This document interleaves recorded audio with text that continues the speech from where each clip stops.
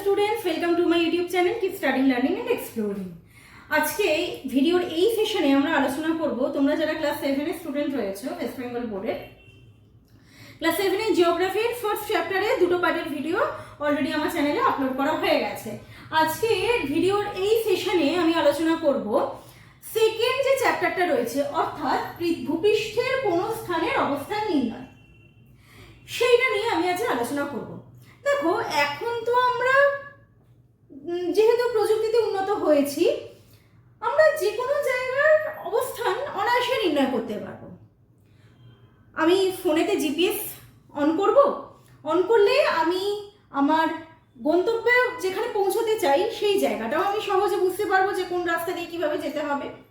এবং ধরো আমি এমন একটা জায়গায় রয়েছি, সেই জায়গাটা সম্পর্কে আমার আমি এক্সাক্ট কোন জায়গায় রয়েছি, কোন রাস্তার মোড়ে রয়েছি, সেটাও আমি খুব একটা জানি না, সেটাও কিন্তু আমি আমার জিপিএস লোকেশন অন করলে জানতে পেরে যাব। তো জিপিএসটা কাজ করছে কিভাবে? জিপিএস এর কার্যকরী ক্ষমতাটা বা জিপিএস তো ধরো প্রযুক্তির সাহায্যে কাজ করছে, টেকনোলজি রয়েছে। তো জিপিএস এই যে অবস্থানটা দিচ্ছে, এটা কিসের ভিত্তিতে দিচ্ছে সেটাই আজকে আমরা জানবো। তো তোমরা যারা আমার চ্যানেলে নতুন, অবশ্যই চ্যানেলটা সাবস্ক্রাইব করো এবং বন্ধুদের সাথে বেশি বেশি করে শেয়ার করো এরকম নতুন নতুন আপডেট পাওয়ার জন্য, ঠিক আছে?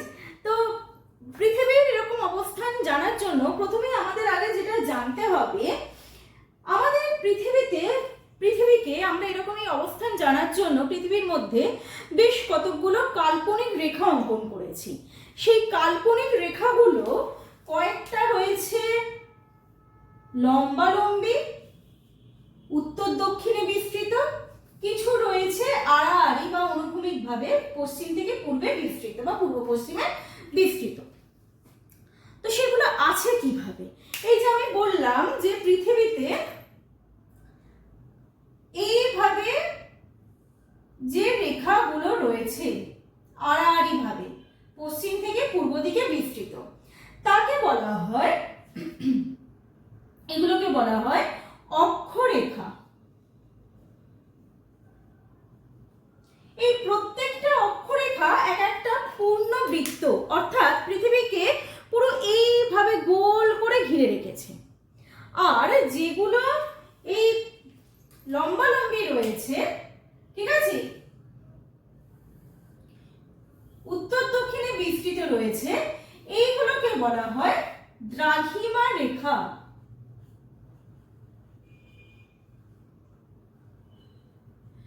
ঠিক আছে?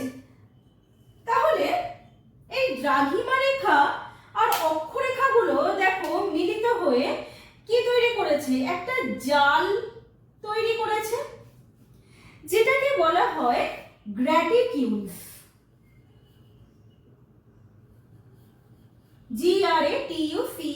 GRATUCULES, যেটাকে বলা হয় গ্র্যাটিকিউলস। ঠিক আছে?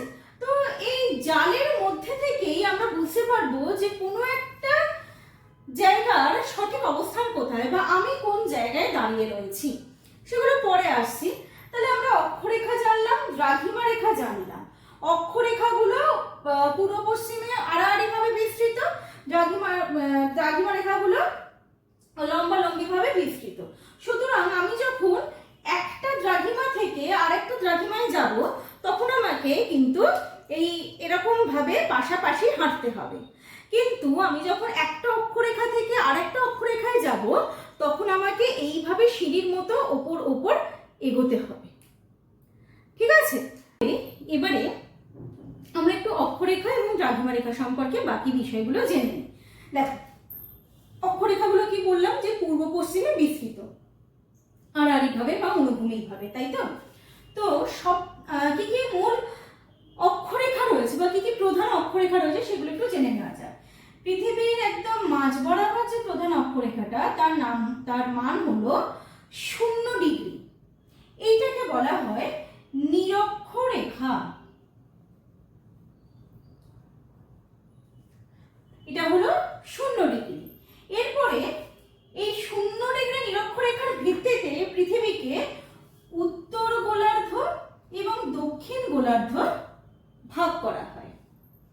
উত্তর গোলার্ধে যে মূল অক্ষরেখাটা রয়েছে সেটাকে বলা হয়, বা আরেকটি যে প্রধান অক্ষরেখা রয়েছে সেটা হলো 23.5 উত্তর অক্ষরেখা বা যাকে বলা হয় কর্কট ক্রান্তি রেখা। কর্কট ক্রান্তি রেখা।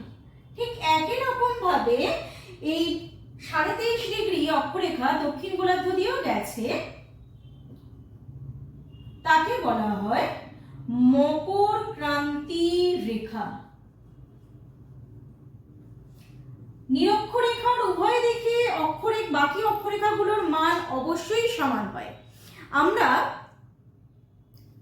যত উপরের দিকে যাব তত কি হবে, আমরা দেখতে পাবো যে অক্ষরেখাগুলোর পরস্পরের মধ্যে দূরত্ব অনেকটা ছোট হয়ে গেছে, কিন্তু নিরক্ষরেখা বরাবর অক্ষরেখাগুলোর দূরত্ব কিন্তু বেশ অনেকটা করে থাকবে।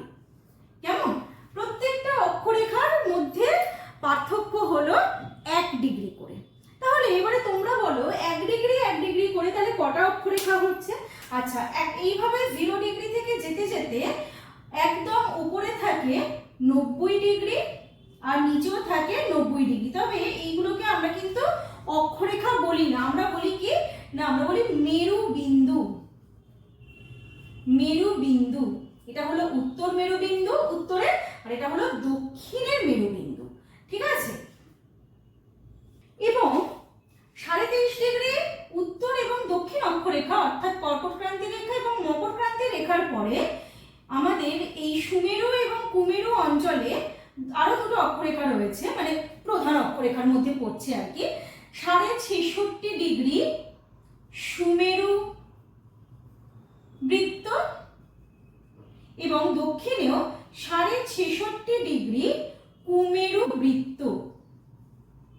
এবার যেটা বলছিলাম, তোমরা আমাকে তাহলে কমেন্ট করে জানাবে যে তাহলে এই যে 0 ডিগ্রি থেকে উত্তরে 89টা অক্ষরেখা থাকবে, কারণ 90 তো হলো আমার মেরু বিন্দু, তাই তো? ঠিক একই রকম ভাবে 0 ডিগ্রি থেকে দক্ষিণেও আমার 89টা অক্ষরেখা থাকবে। তাহলে এবারে তোমরা আমাকে একটু বলো তাহলে কটা অক্ষরেখা হচ্ছে? 0 ডিগ্রি একটা অক্ষরেখা, তাই তো? বাকি কটা বললাম? 89 আর 89, তাই তো? তাহলে এবার তোমরা আমাকে বলো যে পৃথিবীতে তাহলে কটা মোট অক্ষরেখা রয়েছে।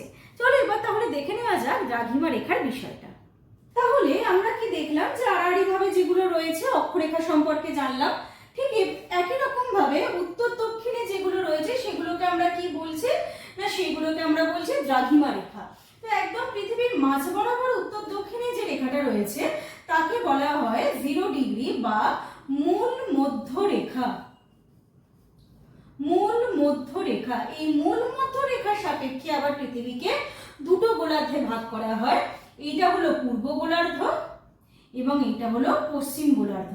তাহলে দেখো তোমরা তো গোলার্ধ চিনে নিলে নিরক্ষরেখার সাপেক্ষে, মূল মধ্য রেখার সাপেক্ষে। এবারে তোমরাই আমাকে জানাবে যে তাহলে আমাদের ভারত কোন গোলার্ধে পড়ছে। ঠিক আছে? আমাদের ভারতের অবস্থানটা কিন্তু ঠিক এই রকম ভাবে। তাহলে তোমরা আমাকে জানাবে যে ভারত কোন গোলার্ধে পড়ছে। চলো তাহলে এই যে মূল মধ্য রেখা সেটা কোথা দিয়ে গেছে না, লন্ডনের গ্রিনিচ শহরের ওপর দিয়ে এই মূল মধ্য রেখাটা টানা হয়েছে। কেমন? এবং ঠিক একই রকম ভাবে আমরা যদি এইভাবে হাঁটতে হাঁটতে, আমরা কি বললাম, আমরা যদি দ্রাঘিমা রেখা বরাবর হাঁটি তাহলে আমরা কিন্তু এরকম পাশাপাশি হাঁটবো। আর যদি অক্ষরেখা বরাবর হাঁটি তাহলে একটা অক্ষরেখা আর একটা অক্ষরেখা আর একটা অক্ষরেখা এইভাবে সিঁড়ির মতো ধাপে ধাপে আমরা এগোবো, তাই তো? ঠিক সেই রকম ভাবে এরকম 0 ডিগ্রি থেকে ওই একই 1 ডিগ্রি দ্রাঘিমা রেখা অন্তর অন্তর যদি আমরা যাই, ঠিক 0 ডিগ্রির পেছনেই কে আসবে না, সে হলো 180 ডিগ্রি দ্রাঘিমা রেখা। মনে রাখবে 180 ডিগ্রি এবং 0 ডিগ্রিতে কিন্তু কোনো রকম পূর্ব পশ্চিম আমরা লিখি না। দ্রাঘিমা অনুযায়ী কোন স্থানের সময়কে সেই স্থানের বলা হয় স্থানীয় সময়। ঠিক আছে? তাহলে দ্রাঘিমা আমাদের সময় নির্ণয় করতে কিন্তু সাহায্য করে। আমি আগে কি বললাম, অক্ষরেখাগুলো হলো এক একটা পূর্ণবৃত্ত, তাই তো? কিন্তু দ্রাঘিমা রেখাগুলো সব এক একটা অর্ধবৃত্ত।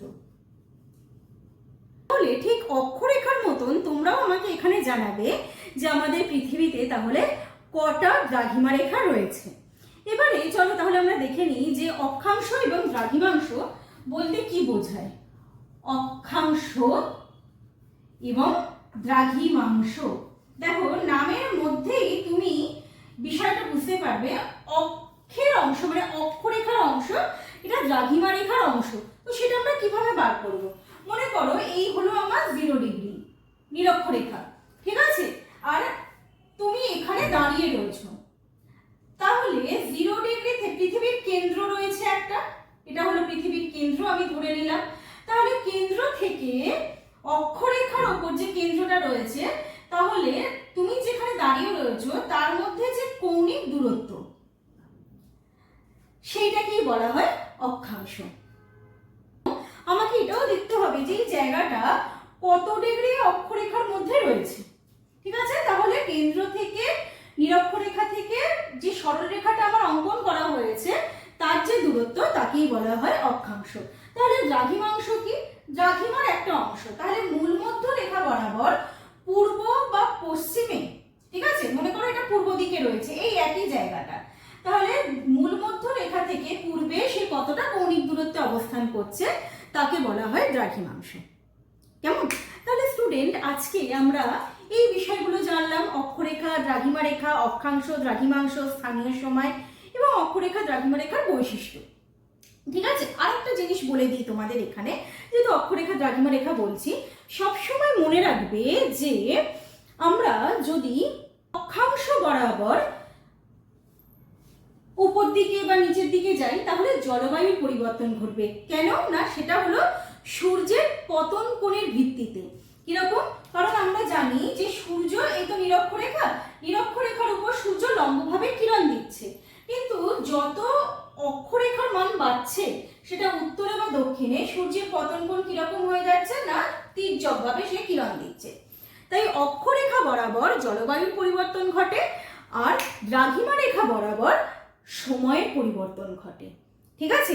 তুমি একটা দ্রাঘিমা থেকে আরেকটা দ্রাঘিমা পাশাপাশি হেঁটে যাচ্ছ, তার মানে তোমার সময়টা পরিবর্তন হয়ে যাচ্ছে, ঠিক আছে? তাহলে আজকে পার্ট 1-এ আমি এই বিষয়গুলো আলোচনা করলাম। পার্ট 2-তে আবার বাকি বিষয়গুলো আলোচনা করব। যারা এখনো আমার চ্যানেলটা সাবস্ক্রাইব করোনি, মনে করে সাবস্ক্রাইব করে নাও এবং বন্ধুদের সাথে শেয়ার করো পরবর্তী আপডেটগুলো তাড়াতাড়ি পাওয়ার জন্য। দেখা হচ্ছে পরের সেশনে। ভালো থেকো সবাই। All the best.